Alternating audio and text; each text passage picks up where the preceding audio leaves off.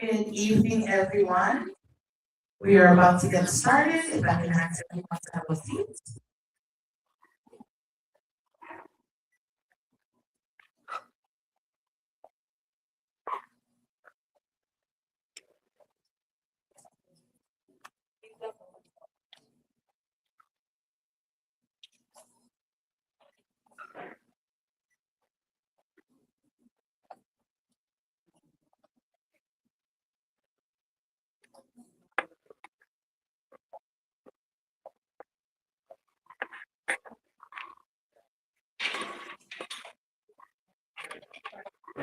We're just waiting for a few more people to come in.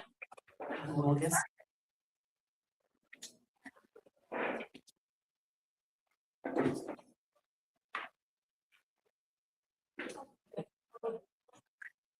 All right. Good evening again. My name is Mary. I am the manager for Island Space River Museum. I want to start off by telling you guys welcome to our space.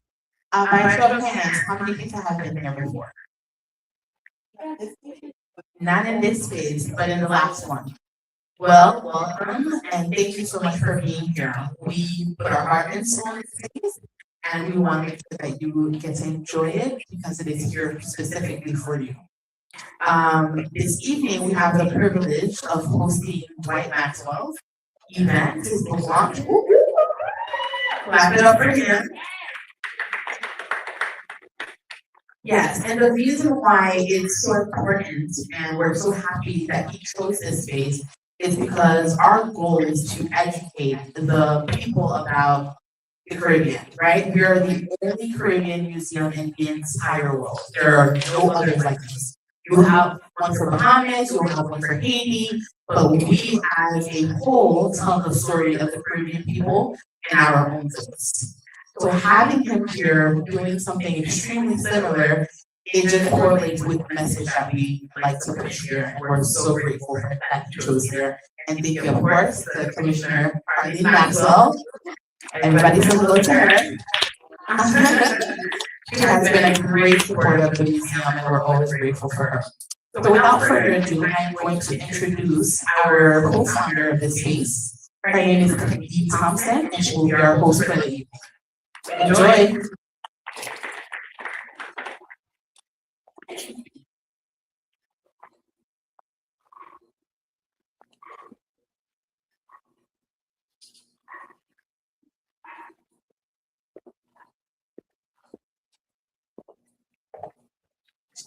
Good evening, everyone. Thank you so much for joining us this evening for our look into the mind of author Dwight Maxwell, who is the gentleman behind It's Not Just About Grades, It's About Culture. And we're going to explore some fascinating things and ideas this evening. I will go ahead and introduce him. Please forgive us for the echo that you're hearing from these screens, but we're trying to live stream, and that's a technical difficulty, but the folks out there in the world. All right, tonight's conversation is going to center on a bold and urgent argument that our children's struggles in school are far less about ability and more so about culture. Dwight Maxwell, an educational scholar with more than 25 years of teaching experience across the US and UK, has spent his career examining how racially biased monocultural curricula, you can explain what that means to us, right? Undermine the potential of Black, African, Caribbean students. In his book, It's Not Just About Grades, It's About Culture, he exposes how white monolingual teaching practices shape identity, motivation, and achievement in ways most parents and educators never see. Maxwell also offers transformative alternatives, so it's not just complaints and solutions as well, right? From restoring cultural identity in the classroom to using Adinkra symbols as a framework for unpacking a child's purpose and resilience. His work challenges long-held assumptions and provides a path toward educational liberation. And I'm excited to share and explore these ideas with you tonight. Dwight Maxwell. Thank you. Thank you very much. Thank you so much. It's such a pleasure to be here this evening. This is highlight and a really a landmark for me in terms of my teaching career and in terms of my writing and my professional development. And I'm really happy to be here at the Island Space Museum. It's the perfect venue for this book. The Caribbean Museum, the only Caribbean museum in the country. So that's a big deal. And that in the world? Oh, wow. Okay, so the only Caribbean museum in the world.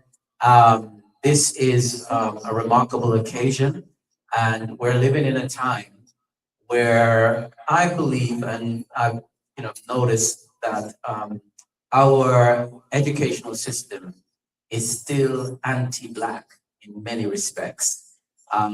We just have to look at this administration's policies towards African American culture and Caribbean culture in general, and Africans in general, and the Caribbean. And we know that the Caribbean is under assault at the moment with Venezuela and so on.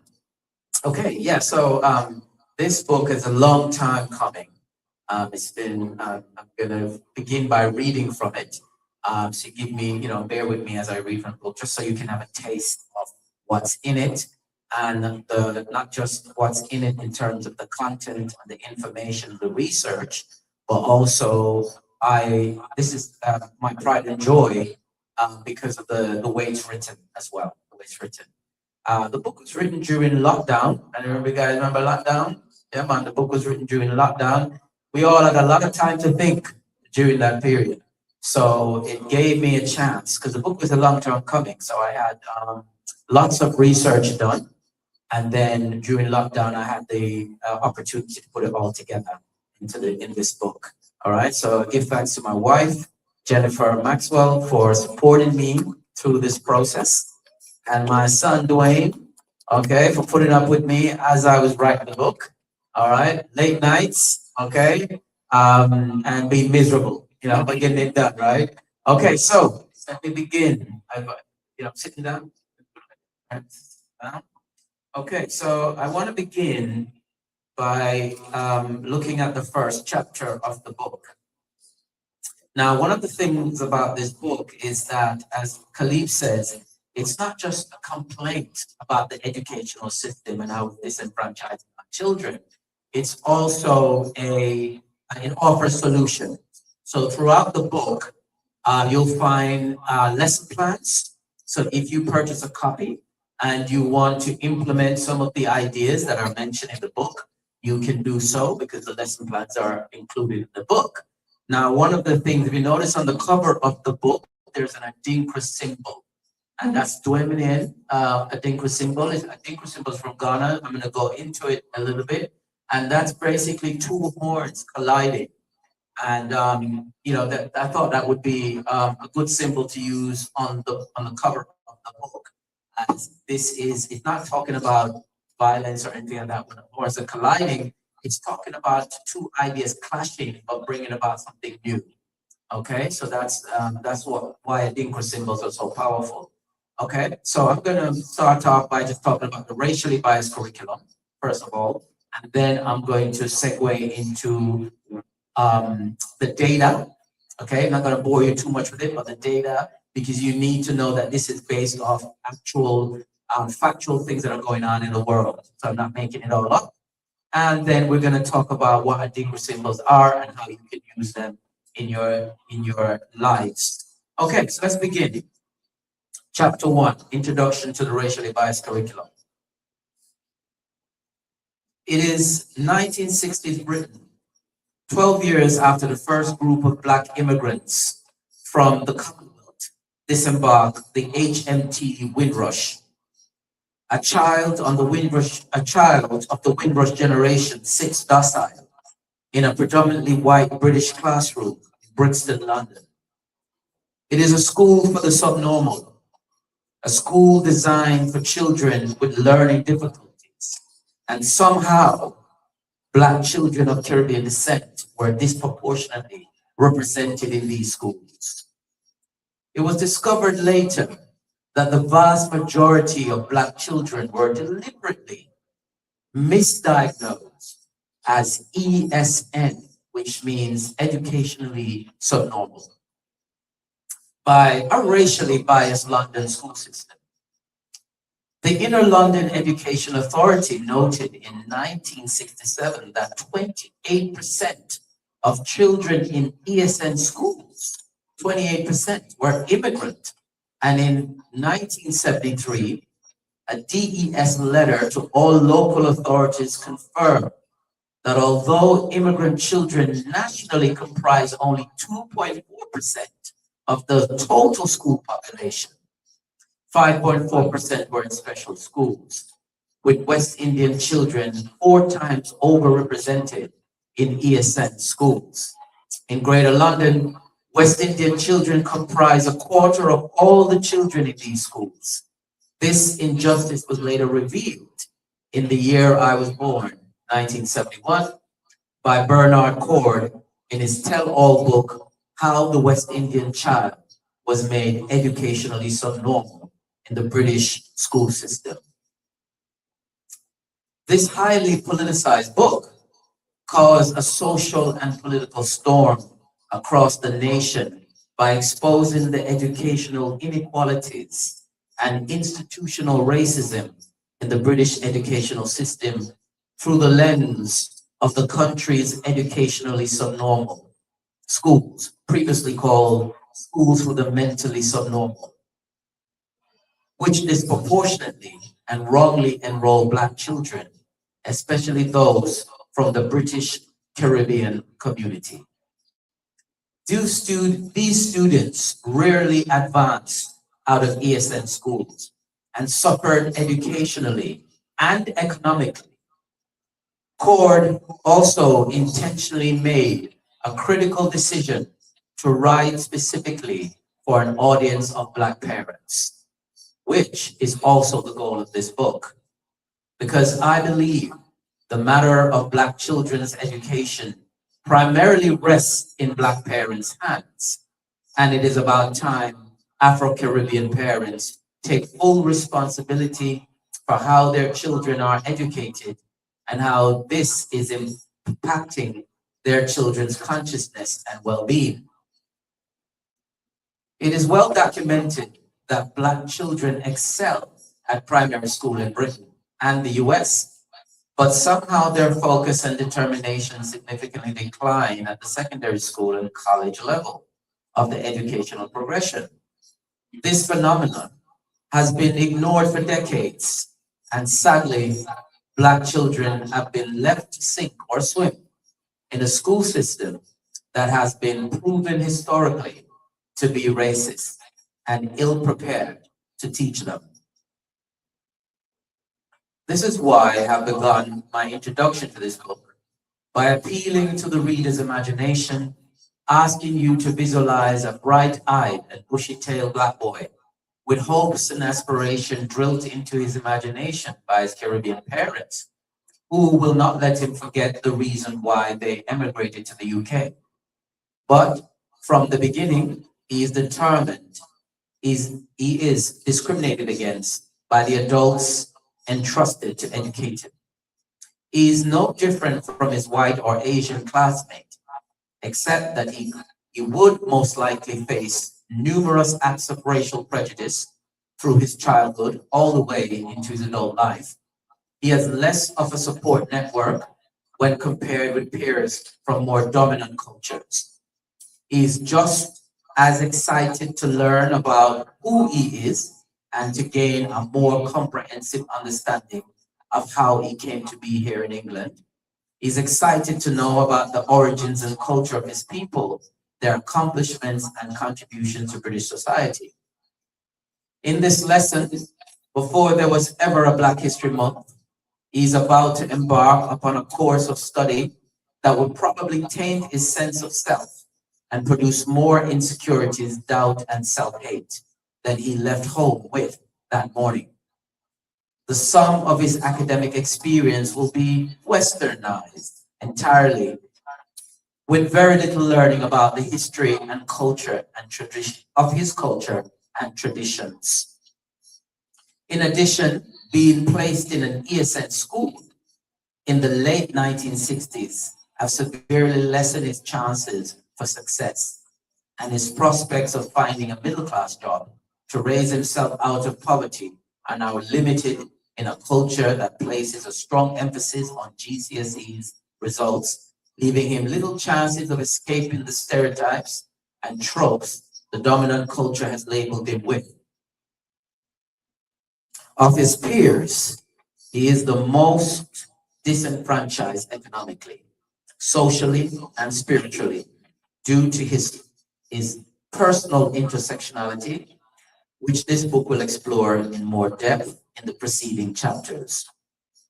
Whereas his Asian peers are firmly rooted in their language, traditions, religions, and culture, Kwesi is an African born in a colony thousands of miles from his ancestral home and far removed from his ancestral African culture by 400 years of separation. Physically, he appears to be African on the outside, but within his consciousness rages, within his consciousness rages an internal struggle that threatens to tear him apart. His double consciousness sets him apart from his peers, as he is Western by culture, but African genetically and spiritually. Cord's seminal book not only exposed the racism in British schools, but he also tackled the resulting trauma that is brought on by racially biased education and the impact this has on Black children across the country. He identified 3 factors that were causing Black boys, in particular, to fail. Firstly, low expectations on his part about his likely performance in a white control system of education. Secondly, low motivation to succeed academically because he feels the cards are stacked against him. And thirdly, low teacher expectation, which affect the amount of effort expended on his behalf by his teacher. And also, this also affects his own image of himself and his abilities. In It's Not Just About Grades, About Culture, I added one more factor, which I believe, from my teaching experience, is absolutely vital and necessary, not just for Black children, just Black children's success, but for every child being educated in the school system, and that is the critical dynamics and role that culture plays in developing the hearts and minds of young people.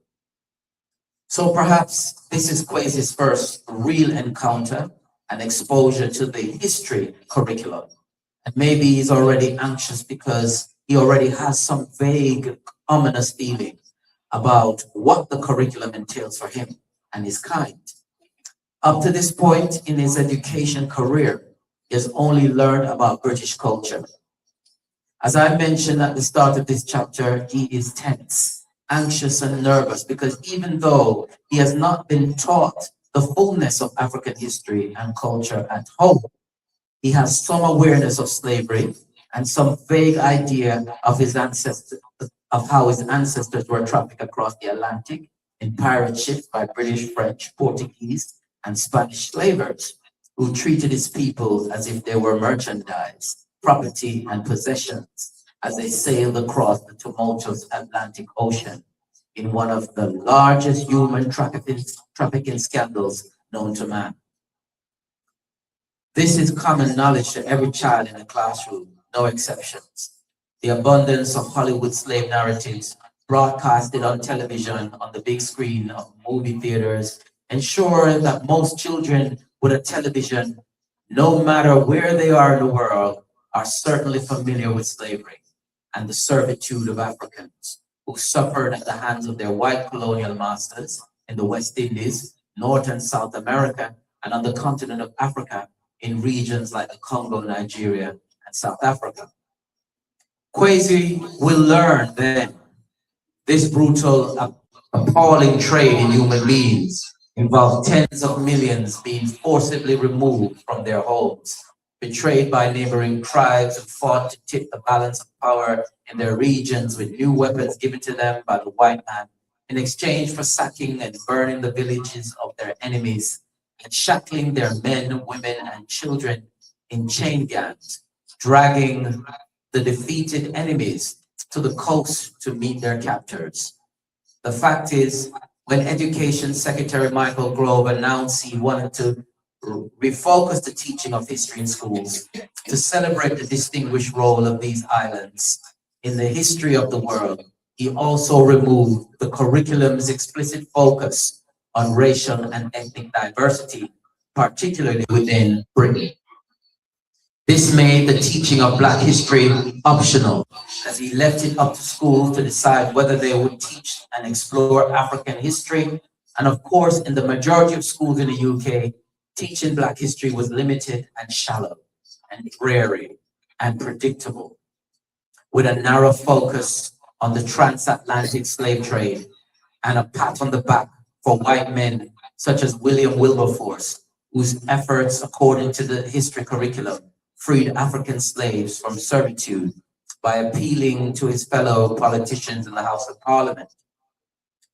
And it is true that Wilberforce did appeal to the conscience of the members of Parliament to end the abominable slave trade. But it was not his entreaty alone that turned the tide of enslaved Africans.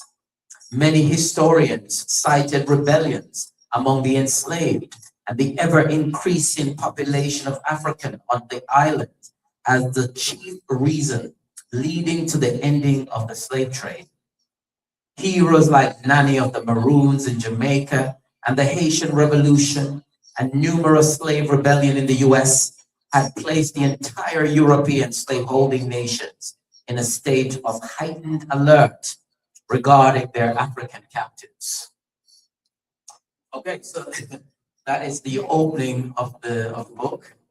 So hopefully that whet your appetite a little bit as to what it entails. Do I have a bit more time to share something else?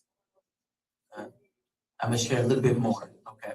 Okay. So that bit there is talking about the curriculum and how that is impacting the children, especially Black children. And this is from the 60s about the school for the subnormal. But what we have to understand is that that curriculum hasn't changed much. All right, so our students are still exposed to that curriculum.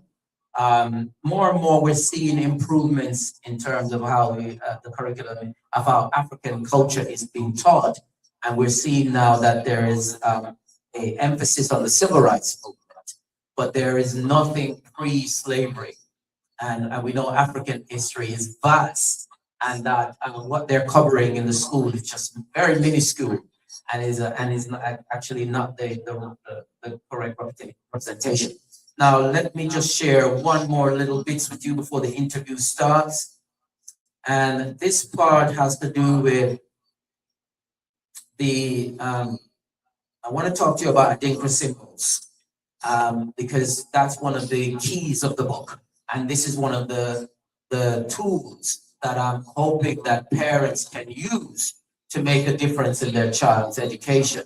So this is something that parents can be doing at home, or if a teacher takes up this book and decides to implement some of the things in it, it can be done in a school environment. Okay, so I'm just gonna give you a brief. I want to touch on some statistics about why I wrote this book in the first place, besides the racially biased curriculum, and then go to a deeper symbol very quickly. Okay, so just some statistics on what is going on currently.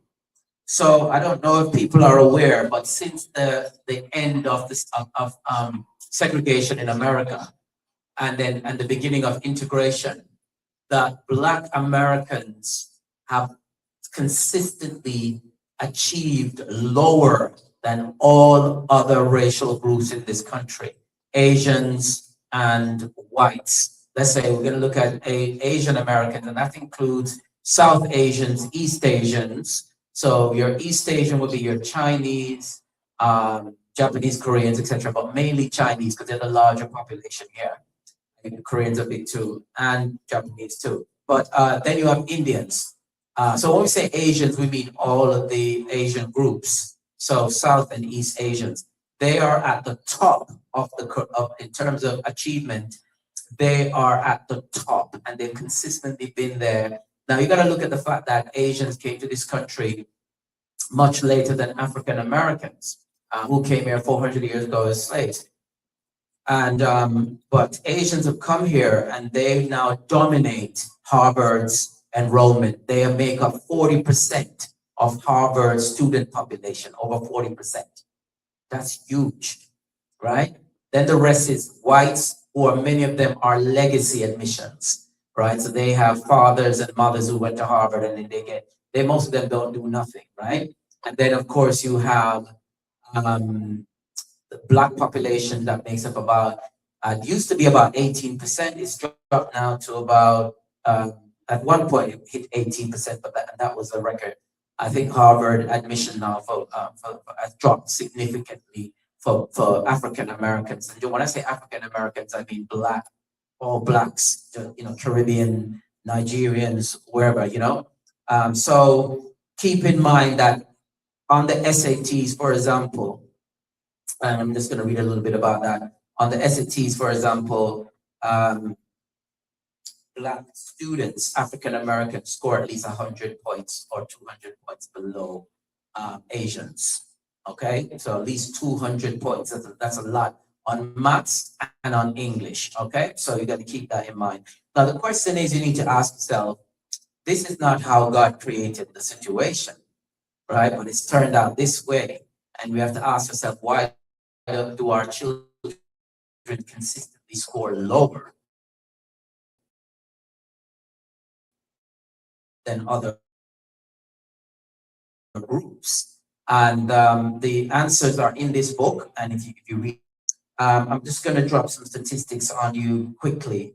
Of all the students who took the GCSE in England, and this happened in England as well. So this book is covering UK and the US. In 2020 to 2021, only 50% achieved eight GCSE subjects or higher. So if you're Jamaican, you understand what that means. 55.8% of South Asians students in England achieved 8 GCSE or better. Of the group, 62% were Indian. We're talking about South Asians here, and 69% were Chinese background. So Chinese consistently blow everybody else out of the water.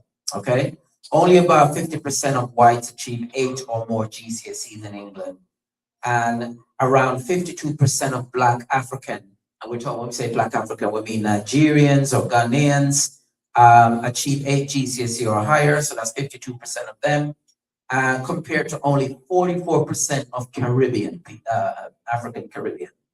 All right, so why are African Caribbean? And we know that they're not dumb, right? But this book goes into also IQ. And now James Flynn, who won the Nobel Prize for his research in IQ, has come to the conclusion that IQ is not genetic, right? So the bell curve, which argued in the early 90s that Black kids were at the bottom of the genetic inability to, pass these standardized tests, James Flynn has proven them wrong. And a lot of the research that they did, a lot of people question it anyway. They argued that were superior in intellect and did better on IQ tests than Blacks.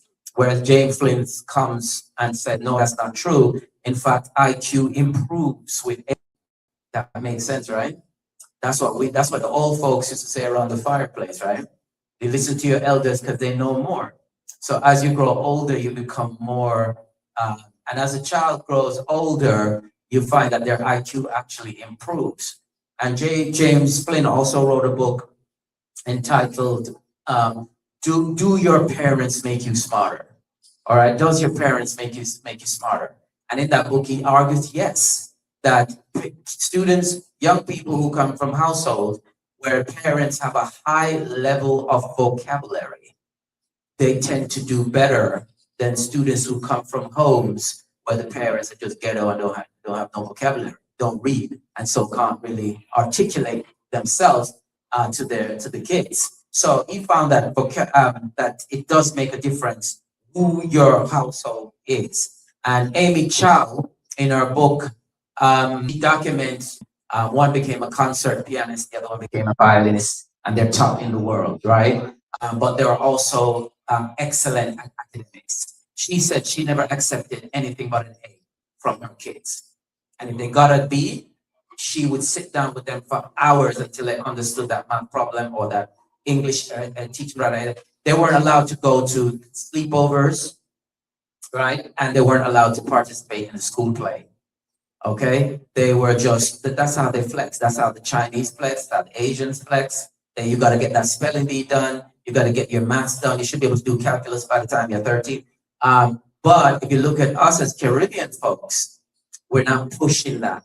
We're not pushing that at the same way as Asian communities doing it, and as the yeah. So and Nigerians are like that too. So when you look at the SATs, as I said before, the scores are quite low for consistently. So you can't just accept that. And I think one of the things that we see with our people is that we have accepted that and normalized that. That seems to be normal for us, that our kids are going to be scoring lower compared to other groups. And that what we have to look at is why have we accept that? Why we accept that as normal? Now, the last thing I'm going to talk about before the interview begins, I'm going to wrap up, is adinkra symbols, because that is something from our culture. And what we're very good at as Caribbean people and African people in general, because Africans on the continent are not much better than us when it comes to adhering to culture, especially when they like in Nigeria, they've been colonized, and they many of them see themselves as Anglophiles. And then you've got those on west coast of Africa who sees themselves as Francophiles. And so what that means is that you move away from anything that's too African. You don't want to be too involved with that. And you embrace. And so most of these elites sent their kids to school in France, in England, in America, to the top schools where you pay millions of dollars a year to send your kids to these schools. And because they don't regard their own culture. So let me just drop this on quickly. So what is adinkra symbols? You probably see these adinkra symbols. You've seen them before. And basically what I've done is I've taken them and I'm using them as teaching tools, right? Now, I'm not the only person who've taken these on. If you read the book from cover to cover, you'll find out that they have now been, and y'all don't know about this, but they've now been incorporated into physics at the highest level of physics, right? So where do the Europeans get their knowledge from? Africa. Their wisdom is coming from, that's the base of their knowledge. Even Plato and Aristotle studied in Egypt, right? Christ studied in Egypt and so on. So let me just read a simple little thing, some excerpts from this chapter. As mentioned earlier, the adinkra symbol originated from a long tradition that marks the unification of two ancient kingdoms, the Ashanti and the Guyamante people. The symbols were incorporated into the Ashanti kingdom after a war between the two neighbors, sparked by the hubris of the king of the Gayaman, who attempted to copy the golden stool, a sacred symbol of the Ashanti people. Ashanti power and ancestry and cohesion. The adinkra symbol, through seamless assimilation, assumed a role of unifying strength and serving as a reminder of the unity that transcends rivalry. So the adinkra symbols was incorporated after that war between the Gayaman people and the Ashanti people. And we have to understand that this symbol, or there's hundreds of them, these symbols are utilized by Ghanaians in almost every way. They wear them as clothes. They're on their buildings. They're in their books. They are a part of their universities and so on. So it means a lot to them. Um, as Malcolm Gladwell explores in Outlier, I know many of you read that, cultural legacies have deep roots and long lives and play such a role in directing attitudes and behavior that we cannot make sense of our world without them. By taking these cultural legacies serious, we can learn why people succeed and how to make people better. Okay, so it's important that we, when it comes to culture, that we have to stop ignoring our culture. And I see people come here wearing African clothing. That's fantastic. That is part of the re-education and the and elevation. When you are proud of your culture, rather than trying to assimilate and mimic and becoming sort of a clone of someone else's culture. If you look at Asians, they never do that. They just keep their culture. They're very proud of it. And that's where their success comes from. And that's what this book argues. And there's lots I want to cover, but they're telling me to wrap up. So I can't even get to a quarter of what I want to talk to you about tonight. But so thank you very much. Thank you.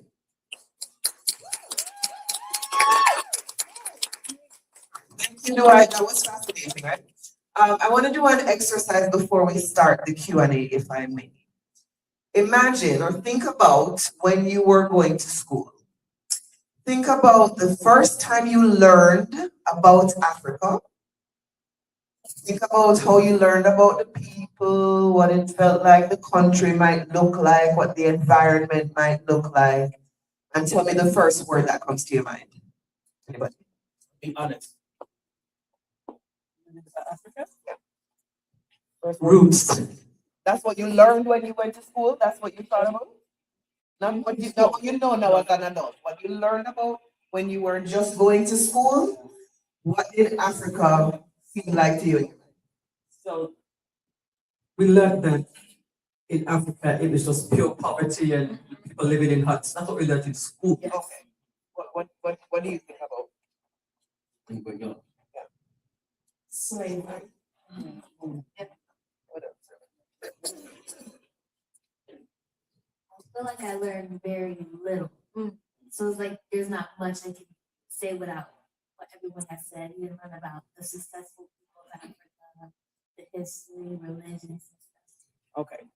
So that is the point that I think we're trying to make here, right? That what we learned about in school was the white monolingual version, what they felt Africa was. We didn't learn about the engineers and the astrologers and the architects and the scientists and the mathematicians and all of these brilliant people who were kings and queens. We learned the version that they wanted us to learn.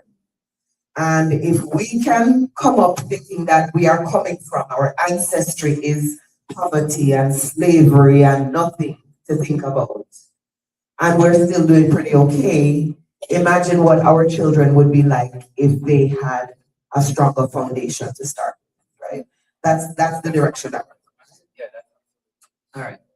So I hope that clarified some of the reality of the situation that we are living in to everyone. So let's start off with asking you the question. Actually, sorry. That's what Dwight is confronting in chapter 1, how a racially biased curriculum quietly shapes identity, confidence, and even a child's sense of possibility.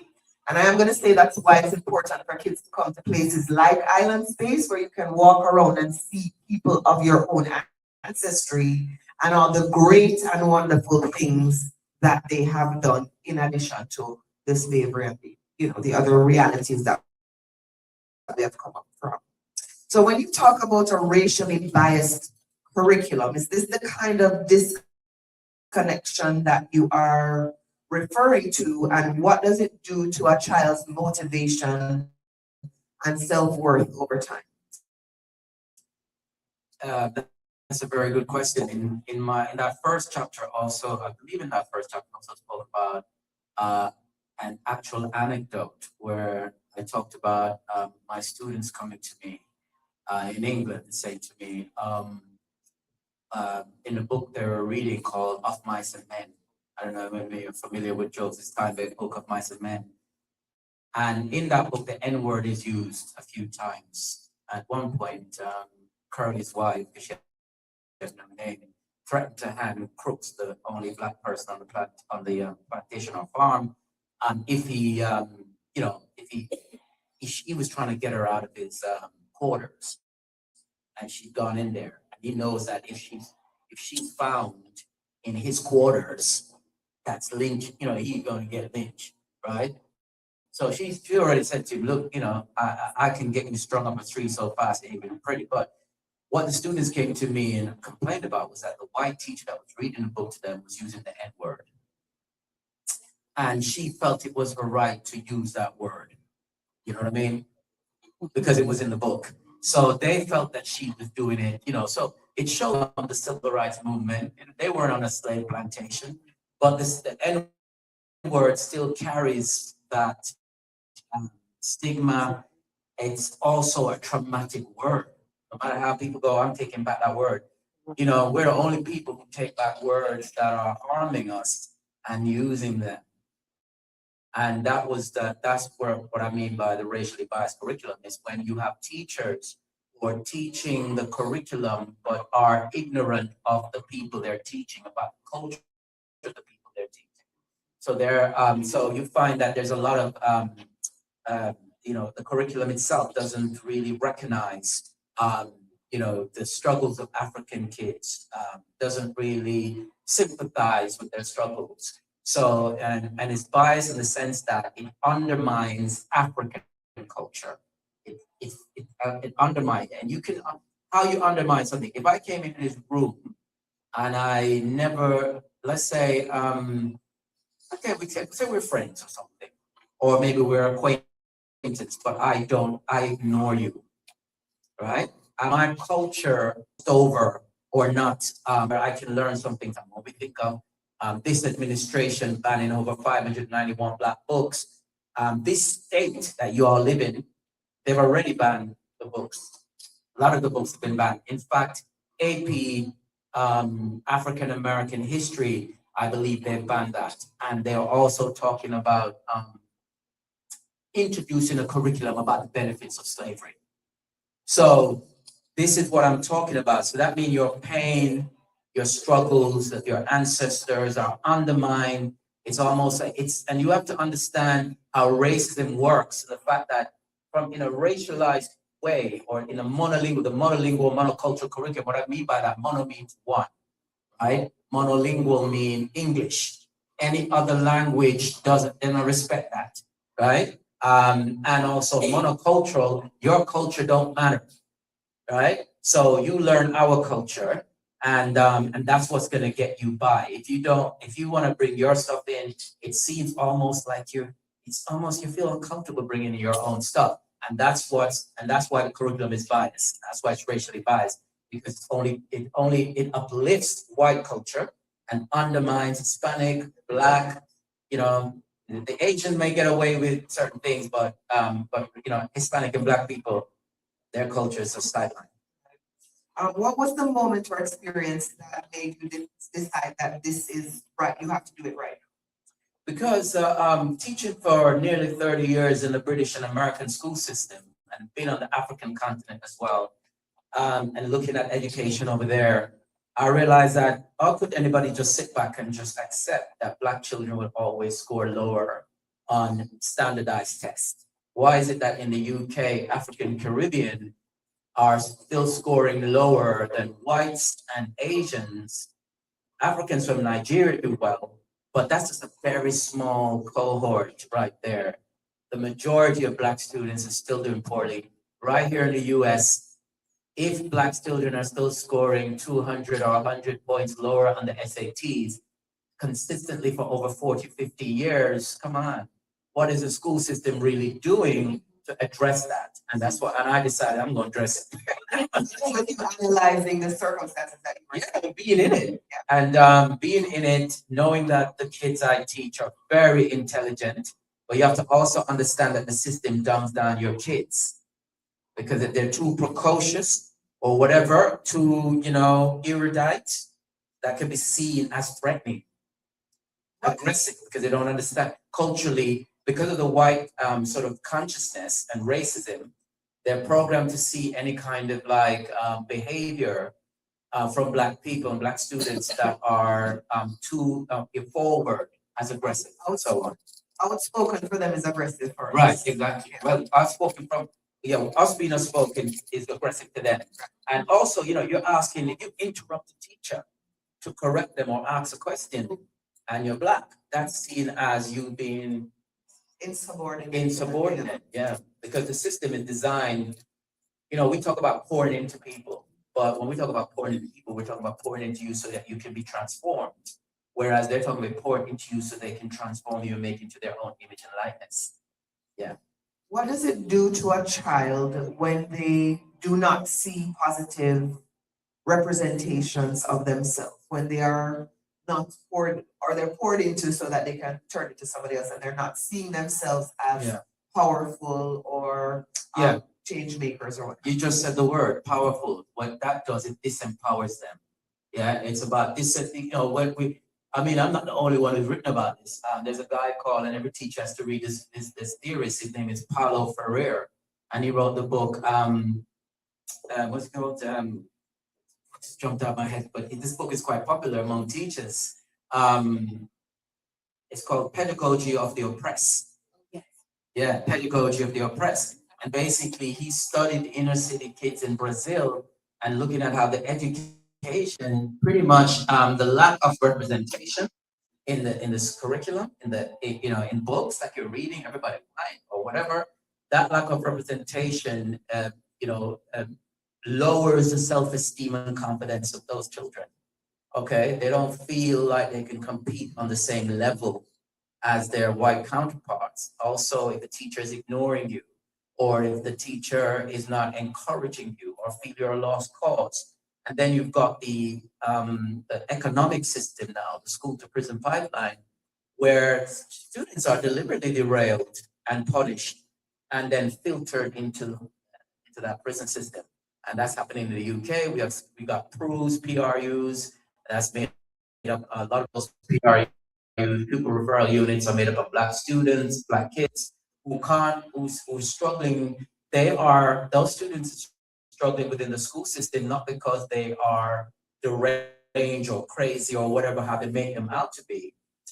They're struggling within those school system because there's a lack of representation for one. When they go in there, their culture is not at all talked about or discussed, except for Black History Month. And a lot of times the kids are rebelling against that. Believe you me, your child instinctively knows, and they will just stand up to a teacher because they know that teacher doesn't really care about them, or doesn't really want to see them excel, or that teacher doesn't really understand their intersectionality, right? So as a result of that now, how would you feel when you act out sometime?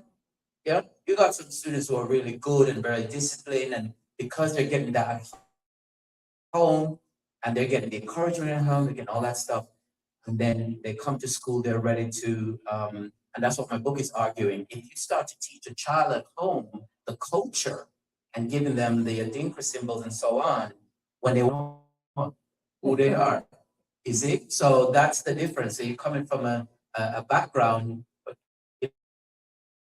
I'm not going to talk about COINTELPRO and all that stuff. My book touches on that too. It goes very deep. Where the Black communities were flooded with drugs and so on. Not to mention in the 90s in America, I remember when I was going to school, there was a theorist, a linguist, who legitimized Black American way of speaking. I can't remember his name right now. And they call it Ebonics. And then they would start to teach and bring Ebonics into school, and Black people railed up against Ebonics. because of the fact, oh, well, I want my people to learn standard English. You see what I'm saying? But what they didn't know when I'm teaching, I teach about it, because I teach linguistics at A levels in England. And when we look at Ebonics, we realize that it's the students or the kids who speak Ebonics and the communities that use it, their use of language is so nuanced that it's far superior to middle class whites and the way they use language. But if we don't take the time to study and respect what we are generating and producing, our culture, and I'm not talking about hip hop culture because that's a completely different thing and that's undermining and that's been co-opted and corporatized and so on, and what they're putting out, and we are seeing that coming out nowadays. They've been told to put out negative stuff to undermine the community and so on. Yeah, it's like I think of you know, when Spanish people will say it's easier for me to say it in my language, and they do the hands and you know, the body language communicates much more effectively than just words might do. Or you might hear words like Schadenfreude, is that the word in German? That means I take pleasure in somebody else's misery. There's not a word for that in somebody else's language. Yes. So the Ebonics and the even Patois, Right, and Creole, patois. the way we express ourselves is superior in some ways because the way it carries the message better than standard English. Right, I put the name Tro- Yeah, and you have a book that come out, it's called Trova Bakra Krebe Krebe. And basically, the book that talk about how patois was developed. I did research. I wrote 100 pages on this when I was in my undergrad, and I had a professor called Marilyn Emet, and she was, you know, about how his book, and he write enough poems in a patois. Enough other people in Jamaica who did that, but the purpose of that was to show the power of patois and how, or Jamaican English, and how it actually represents the revolution and the independence of Jamaicans. I don't want to keep us too much longer because people want to buy your book and, Yes. and you know, so I'm going to ask you maybe 2 or 3 more questions and then move on to if the audience has questions. You describe the Adikra system as a pathway to self-mastery, motivation, and resilience. And you advocate for the teaching of this for self-empowerment for children.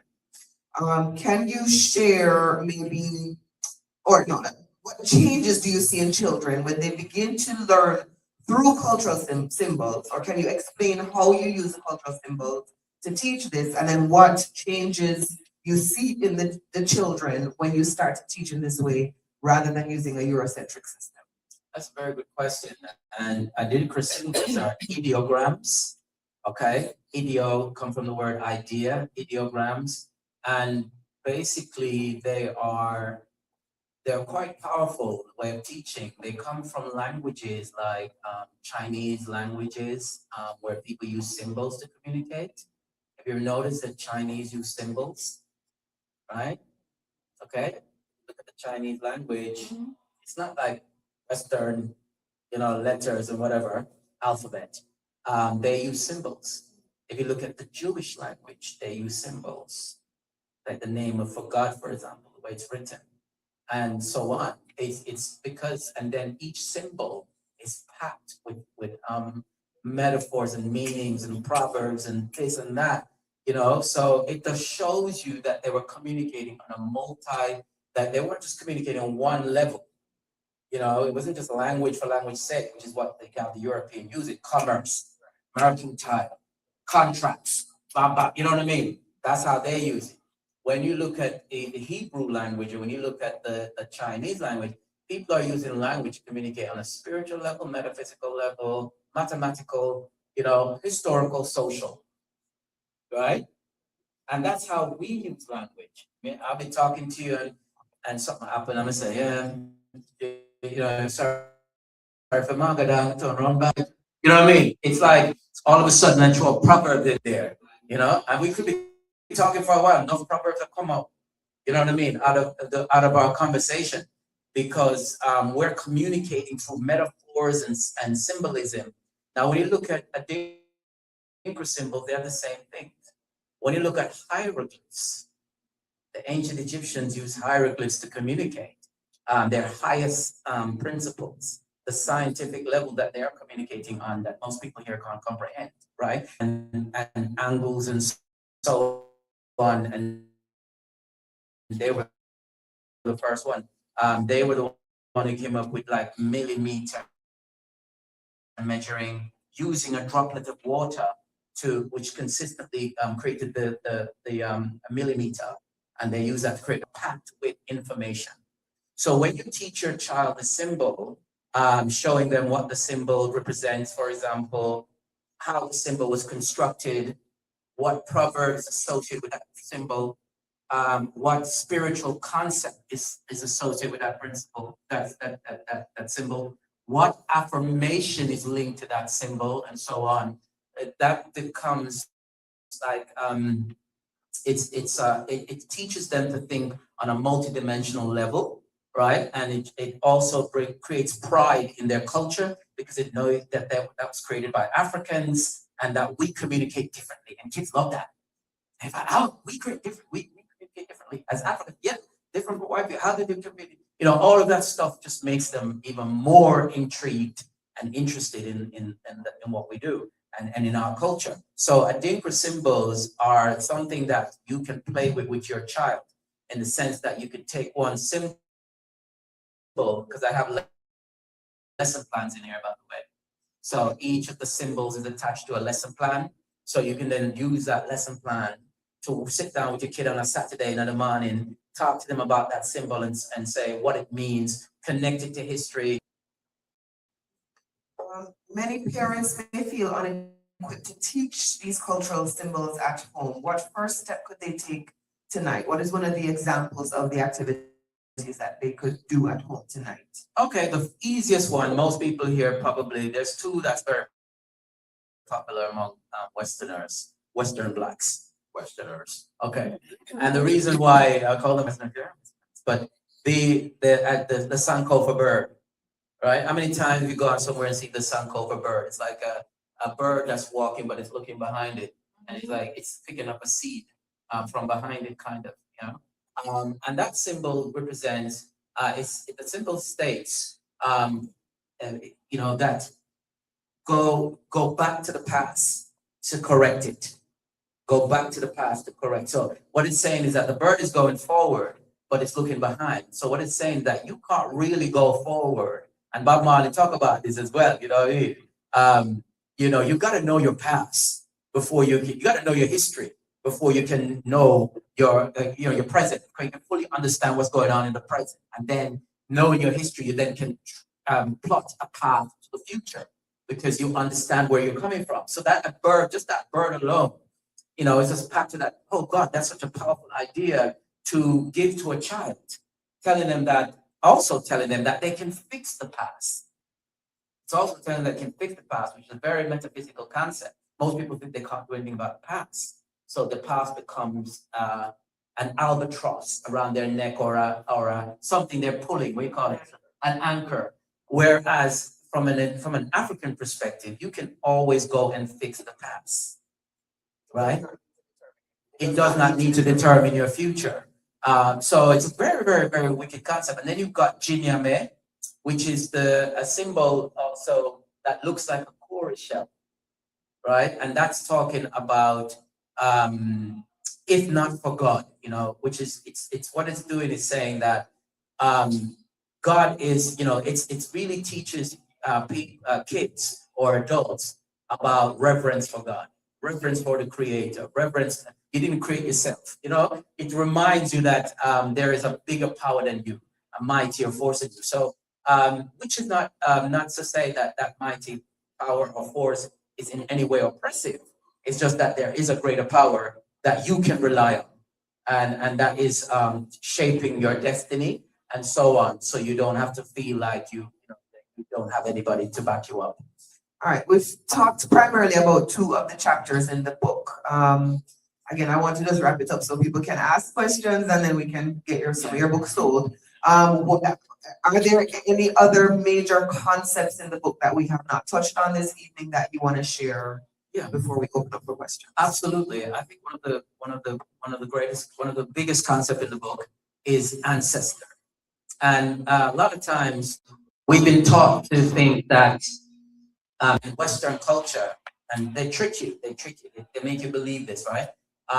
Because Africans deal with ancestor, not ancestor worship, but ancestor veneration. And it's not that us, Mexicans do it too. You ever heard of El Dia es Muerto? The Day of the Dead, El Dia es Muerto, right? El Dia es Muerto is when Mexicans even go into the graveyard, go sit down with their ancestors and whatever, and they're Catholics, right? And then you have Memorial Day for white folks, right? And you've got President Day, and you've got different days where they venerate their ancestors.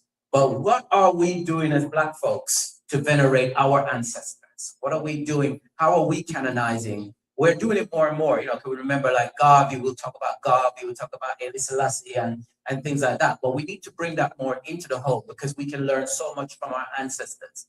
And not only that, from a spiritual perspective, when you venerate your ancestors, and people say that the reason why Africa is in the situation that it is today is because it sold out the ancestors by turning away from the culture, turning away from, when you turn away from your culture that your ancestors left you, they're not going to be standing up for you, right? And Africans, not just Africans, but Koreans believe this, Japanese, every Japanese house have a shrine.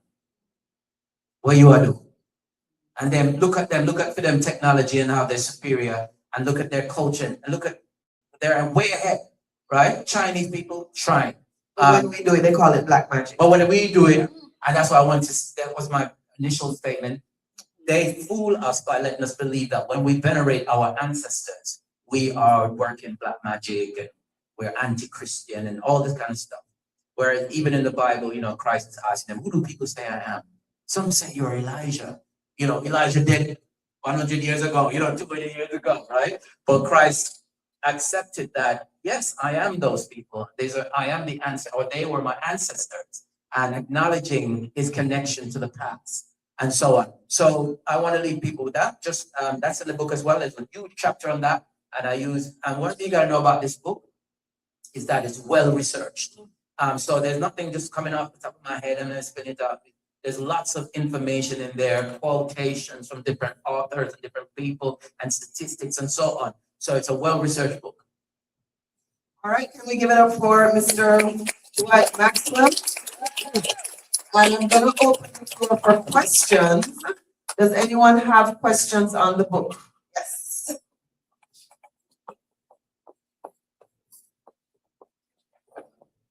Based off your book, do you have any personal experience that you relate to the character you talk about in the school system that you've never forgotten about? Can you say what your name is? Kendra Williams, his niece. Hi, Kendra. How you doing? Yeah, the thing about it, Kendra, I've got lots of experience about that. A lot of them are not my own. Some of them are my, students because I work in the school system. So I witness every day how students are disenfranchised by that school system. I remember one school, and I think I talked about this in the book, where I went into school and I was doing supply work because after we came out of lockdown, I decided to go back into the school system. The money didn't run out, the lockdown done, right? So basically, I went back in the school system, and I went to the school, and I had an 8th grade class. And there was a bad girl in there. When I say bad, she just show up when she wants, and then we say things, she just suck her teeth and, curse me out if she needs to or whatever, kind of she's feeling that day. And her name was Jade. And I remember I started, to introduce myself to the kids, and as they got to know me, one of the things I do, I teach yoga. So in class, I have them do yoga, and they love it. And I also do meditation. So I'll have them sit down on the chair and they close their eyes and they meditate. And they love the meditation. And they will always say to me, before I start a lesson, can we meditate? Right? And I will, meditate with them and so on. And the meditation was to relieve the stress. Because even though they're in year 8, grade 8, they have to be very stressful because they still have exams and stuff. So the kids started to get on board with it. They were doing yoga. They want to do it every day, and they want to do qigong and all kind of meditation. And Jade would sit there and not participate, right? And then one day, all of a sudden, Jade come up to me and give me our work. Never used to do nothing. And then all of a sudden, and Jade have good handwriting, like neat, and everything. Just hand me the book. And she started to come in class on time and all kind of stuff. She just started to transform. Unfortunately, Jade was being excluded permanently from the school. It turned out when I did research about her, for 1 year, she and her mom and her other sister, was bad as well, lived and they didn't have no stove in the house. Right? So you can try and imagine who were willing to, quick to get rid of her and so on. Yes, she was bad, but if you notice, I was beginning to transform Jay.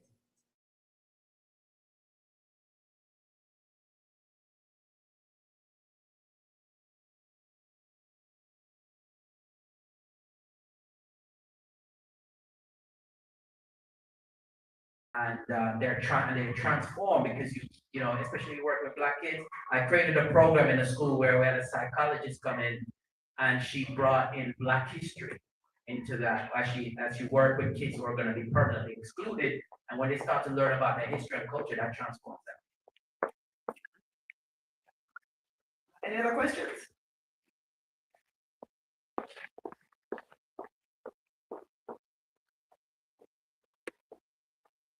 Good evening, Madeline. Just touch a point on venerating. So my question would be, how would you differentiate venerating versus worshiping or something being your idol? Because again, we come from a Christian family, Christian background, and you just taught like if someone is dead, you just let them rest in peace. And then also you get into well anything that you idolize, it becomes your God, all of that good stuff. So how would you differentiate venerating your ancestors versus they becoming your idol or your worship? That's a very good question. I knew you were gonna put it that way, and it's touched on in the book. And trust me, it's a good question. Veneration means that you honor your ancestors. Means that you honor their achievement, what they've done in life. It means that it comes from a cosmology, right? Which means cosmology means a worldview, and this is why colonizers always take away the language of the colonized, because the language of a people is their world. Once you remove the language, you're removing their identity, you're removing their cosmology, how they see the world, how they venerate, how they do everything. So basically, the what you gotta do is remember that one of the things that we teach in African spirituality is that people don't just die and that's it. Africans don't believe that, but it's not just Africans. Indians don't believe that either, right? Buddhists don't believe that. You know what I mean? A lot of other cultures don't believe that. Even the Catholics in Mexico, the Mexicans don't believe that. That's why they venerate their ancestors. It comes from and then you could look at it from a scientific perspective, because I also look at it from a scientific perspective in the book, which that we are energy. We are energy, and energy cannot be destroyed. Energy just transmutes and transforms into something else. So basically, when people die, their bodies die, but their energy lives on. Their essence lives on, and you ever feel like even somebody who passed away, because we got to remember that we have a lot of spookism, right? And people believe, oh, dopey, if you're like, yeah, how many of you have a dream about somebody who passed away, giving you a message or saying something to you? So we are still tethered to those who move on. it's like, it's not the relationship doesn't end because they move on to another level, another plane of existence. And we believe in an African spiritual system that they just move on to another level. They become an ancestor, they become even more powerful. That's why Marcus Garvey said, look for me in the whirlwind. You know, there's a saying that Garvey says where he said, look for me in the whirlwind, look for me wherever, in Africa or whatever, you know. But yeah, so when you talk about concept like Messiah, for example, that also has ancestor attached to it, because the prediction of Jesus coming was predicted from the Old Testament and so on. So he was coming, and he's supposed to be. The Jehovah's Witness believe that he's Adam, Adam's reincarnated, and so on. So yeah, I think ancestor veneration is about just honoring the achievement of those who came before, not forgetting them. It's okay to have a photograph of a deceased relative. It's okay to acknowledge a deceased relative's contribution. Also, it's okay to talk to a deceased relative. Let's say, you know, just to, and people, what we do in Africa, we ask them for help with a situation. We'll ask them for help on something. And have you ever heard of the concept of pouring libation? Yes. Yeah, ever heard of that? Pouring libation is when you get a little white rum, or you get a glass of water and you get a plant in your house and you pour the water in there and you call the name of the, but you don't, what we do, one of the things that we do, we're not calling on a gangster. You know, you're not going to call on anybody who used to kill people. You know what I mean? You choose which ancestor you want to venerate. Right? So you choose those who left a legacy and who did positive things in you know, just like how the Europeans salute those who died in World War II, you know, fire a gun for them and all that stuff, you know. They come every day, they honor Benjamin Franklin. Never stop talking about Benjamin Franklin. Build statue for Benjamin Franklin. That's veneration. You see? Why are you building statue for a dead man? Yeah, if you're so Christian, we have built statue for dead man for. You know what I mean? And they do it all the time.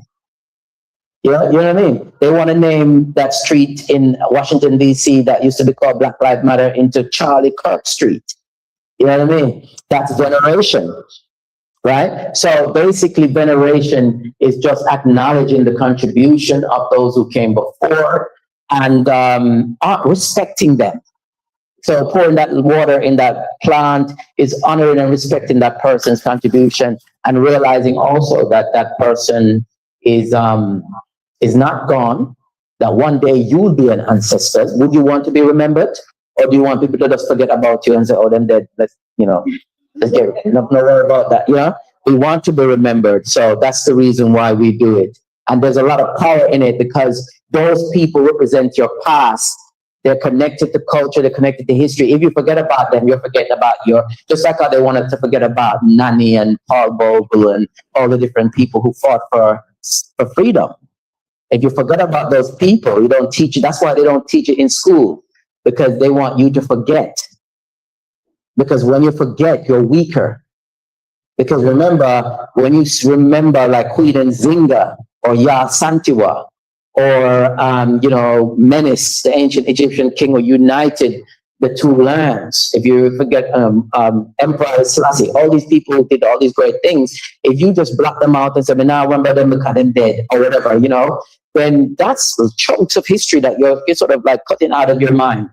And one of the things I mentioned in the book is that when the last emperor of Japan, right, he's still alive, when he became emperor, he went into the temples of Japan and called on his ancestors, and that was like televised, as he's gone in there to talk to the ancestors. The Westerners couldn't understand it, but the Japanese, who are very advanced people, knew what they, that's something that they practice. We have one question over here. Anybody else with a question? That's going to be our last question for the evening. No, we have one more question over there. That's the last one.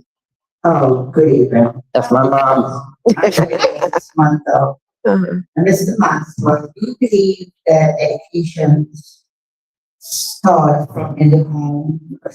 Kids, you believe that education start from in the home. Absolutely. Absolutely, mom. I mean, most of what I learned came from you, mom. You know what I mean?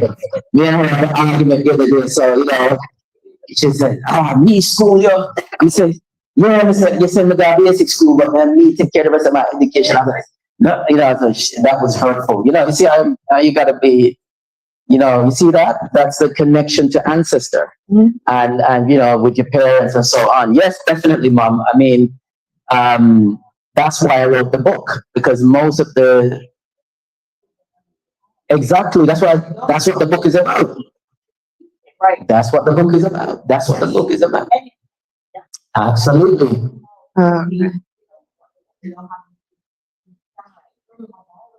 Right. Everything comes from in the home. Absolutely. 100%. Yeah, give out a clap. That is absolutely correct. That is so true. Good afternoon. So my Good name is afternoon. Dia. Congratulations. And Thank you. I'm going to read my questions so I can make sure. Ooh, okay. Okay. So in what way Mm-hmm. does understanding Black and African history challenge dominant historical narratives? And why is it important for students of all backgrounds for their intellectual growth? Ooh, that's very good. Thank you for that question. That is, I mean, that's why we're here today. I mean, and why the book was written is because, and when I was writing this book, one of the things that came up was that all of the information in here can benefit all kids. And I remember I was speaking to Talib about this, and we're saying, she asked me, "Who's your audience? Who's your audience?" I said, "Well, primarily Black people, but anybody can learn from this." And for the way Black history transforms children, because, and we're not talking about just slavery, because I think one of the problems that we have with Black history, a lot of times when it's being taught, they begin it with slavery. And that's a very painful part of our history. But that's just when you look at Black history, it's a very, very small, that's a very small period in our history, 400 years. You're talking about, let's go back to ancient Egypt or Ethiopia. Ethiopia is the most mentioned place in the Bible. And if you go back, that's 3,000, 4,000, that's 5,000 years ago. So 400 years is a footnote, right? So it is important that children of other races learn Black history. And that's my whole point, is that history and culture should be taught equally in the schools. Why just focus on white man history? Why is it that we're just focusing on the Greeks, this? Why aren't they telling you that Plato and Aristotle studied in ancient Egypt? You know what I mean? And it took them years before they were admitted into the schools of Egypt. And almost everything, in fact, everything that Plato and Aristotle wrote about and gave to the Greeks came from Egypt. In fact, Plato had to kill himself, take hemlock, because of the fact that most of what he was publishing was seen as heresy, was seen as, they didn't understand it, because it was coming from the Egyptian. It was very high level stuff that they didn't comprehend. Pythagoras got his theorem from ancient Egypt. So I think the fact that they're not teaching our history in its wholeness in the school system is part of the reason why racism still exists. It's part of the reason why there's so much conflict in America today, as the far right or the MAGA are trying to assert themselves in order to take back power, because they're afraid of diversity. And they first attack Trump, attack DEI, and they said, let's wipe out all of the Black stuff from the school, critical race theory.